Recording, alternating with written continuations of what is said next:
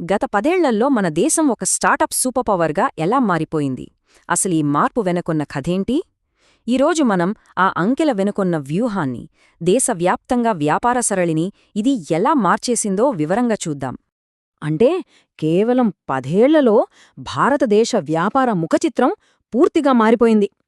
ఇప్పుడు మన దేశంలో 2 లక్షలకు పైగా ప్రభుత్వ గుర్తింపు పొందిన స్టార్టప్లున్నాయంటే నమ్మగలమా? అవును, ఈ పెరుగుదల మామూలిది కాదు. ఈ అద్భుతమైన వృద్ధి మన దేశాన్ని ఏకంగా ప్రపంచంలోనే 3వ అతిపెద్ద స్టార్టప్ ఎకోసిస్టమ్గా నిలబెట్టింది. అంటే అమెరికా, చైనా, ఆ తర్వాత మనమే. ఈ వృద్ధి కేవలం సంఖ్యల్లోనే కాదు, వాటి విలువలో కూడా స్పష్టంగా కనిపిస్తోంది. ఒక్కసారి ఆలోచించండి. 2014లో మన దగ్గర ఉన్న యూనికార్న్ కంపెనీలు కేవలం 4, కాని ఈరోజు వాటి సంఖ్య 120కి పైగా ఉంది. ఇక వాటి మొత్తం విలువైతే అక్షరాల $350 బిలియన్ పైనే. అయితే ఇంత పెద్ద మార్పుకు అసలు కారణమేంటి? ఎలా సాధ్యమైందిదంతా? సరే, ఇప్పుడు ఆ కథలోకి కాస్త లోతుగా వెళ్దాం. ఈ మొత్తం కథలో కీలక పాత్ర పోషించింది 2016లో మొదలైన స్టార్టప్ ఇండియా అనే కార్యక్రమం. ఇది భారతదేశ ఆవిష్కరణల వ్యవస్థకు ఒక రకంగా మూల స్తంభంలా నిలిచిందనమాట. అసలు దీని ఉద్దేశమేంటంటే, ఒక ఆంట్రప్రెన్యూర్కి, అంటే ఒక ఆలోచన పుట్టిన దగ్గర్నుంచి దాన్ని పెంచి పెద్దచేసి ప్రపంచ స్థాయికి తీసుకెళ్లే వరకు అడుగడుగునా సపోర్టిచ్చే ఒక బలమైన వ్యవస్థను నిర్మించడం. ఇక్కడ చూస్తే మనకు ఒక ఆసక్తికరమైన విషయం అర్థమవుతుంది.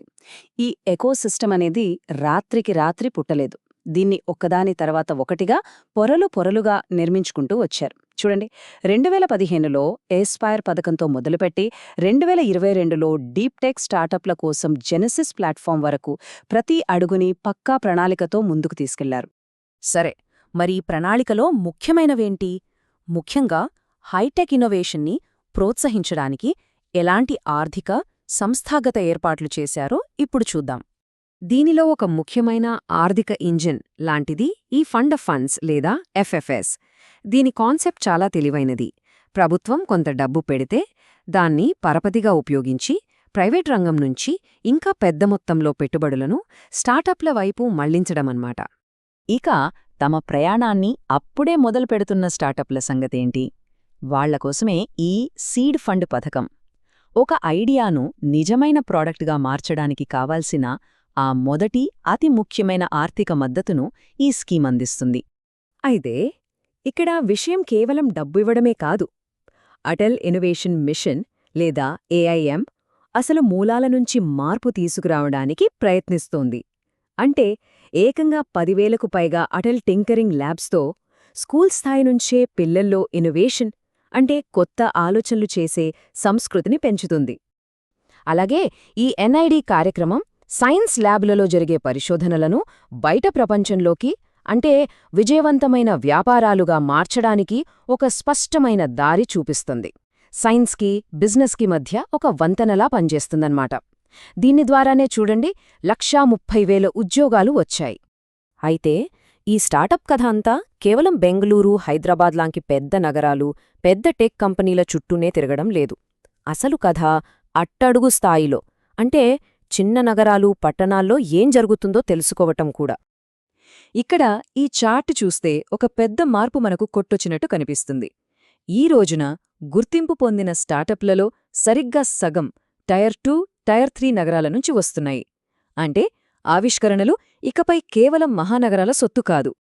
ఈ మార్పు కేవలం ప్రాంతాలకే పరిమితం కాలేదు, నాయకత్వంలో కూడా కనిపిస్తోంది. 45% పైగా స్టార్టప్లలో కనీసం ఒక మహిళా డైరెక్టర్ ఉండటమనేది నిజంగా గొప్ప విషయం. మరి ఈ సమ్మిళిత వృద్ధి ఎలా సాధ్యమవుతోంది? దీని వెనుక కొన్ని ప్రత్యేకమైన పథకాలున్నాయి. ముఖ్యంగా గ్రామీణ, స్థానిక ఆంటర్ప్రెన్యూర్స్కి డబ్బు, టెక్నాలజీ లాంటి విషయాల్లో ఉన్న అడ్డంకులను తొలగించడమే ఈ పథకాల ముఖ్య ఉద్దేశం. ఉదాహరణకు PMEGP అంటే ప్రధానమంత్రి ఉపాధి కల్పన కార్యక్రమం తీసుకుంటే, ఇది మహిళలు, మైనారిటీలు, అలాగే గ్రామీణ ప్రాంతాల్లోని వ్యాపారవేత్తలకు ఎక్కువ ఆర్థిక సహాయం, అంటే ఎక్కువ సబ్సిడీ అందిస్తోంది. ఇది వాళ్ళని ప్రోత్సహించడానికనమాట. సో ఇక్కడ మనం అర్థం చేసుకోవాల్సిన ముఖ్యమైన విషయం ఏంటంటే స్టార్టప్లు కేవలం లాభాల కోసమే పనిచేయటం లేదు. అగ్రిటెక్, టెలిమెడిసిన్ లాంటి రంగాల్లోకొచ్చి స్థానిక సమస్యలకు ప్రాక్టికల్ సొల్యూషన్స్ ఇస్తూ మన దేశంలోని పట్టణ, గ్రామీణ ప్రాంతాల మధ్య ఉన్న అంతరాన్ని తగ్గించడానికి ప్రయత్నిస్తున్నాయి. ఇవన్నీ మనల్ని భవిష్యత్తు వైపు నడిపిస్తున్నాయి.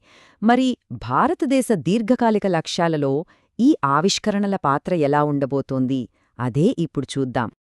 గడిచిన 10 ఏళ్లలో ఏం జరిగిందంటే స్టార్టప్లు అనేవి ఇకపై ఏదో ఒక మూలన ఉన్న చిన్న విషయం కాదు.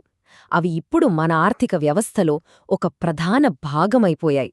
ప్రాధాన్యతా రంగాల్లో వాటి పాత్ర కీలకంగా మారింది. అందుకే వికసిత భారత్ 2047 లాంటి మన దేశ దీర్ఘకాలిక లక్ష్యాలను చేరుకోవడంలో స్టార్టప్ ఎకోసిస్టమ్ను ఒక ముఖ్యమైన చోదక శక్తిగా, అంటే ఒక క్యాటలిస్ట్గా చూస్తున్నారు. అసలు ఇదంతా ఎందుకంత ముఖ్యం? ఎందుకంటే ఒక బలమైన స్టార్టప్ రంగమనేది కేవలం కొన్ని కంపెనీలను సృష్టించడమే కాదు, అదే ఒక మల్టిప్లయర్ ఎఫెక్ట్ను సృష్టిస్తుంది. అంటే ఉద్యోగాల కల్పన, కొత్త టెక్నాలజీ, గ్లోబల్ మార్కెట్తో అనుసంధానం, సామాజిక సమానత్వం, ఇలా అన్ని రంగాలపైన దాని సానుకూల ప్రభావం ఉంటుంది. సో ఈ 10 ఏళ్లు ఒక బలమైన పునాదిని వేశాయి. ఇప్పుడు అసలైన ప్రశ్న మొదలవుతోంది. భారతదేశ ఆర్థిక వ్యవస్థ మరింత అభివృద్ధి చెందుతున్న కొద్దీ ఈరోజు మనం చూస్తున్న ఈ స్టార్టప్లు రేపటి భారతదేశ ఆవిష్కరణల కథను ఎలా మలుపు తిప్పుతాయి?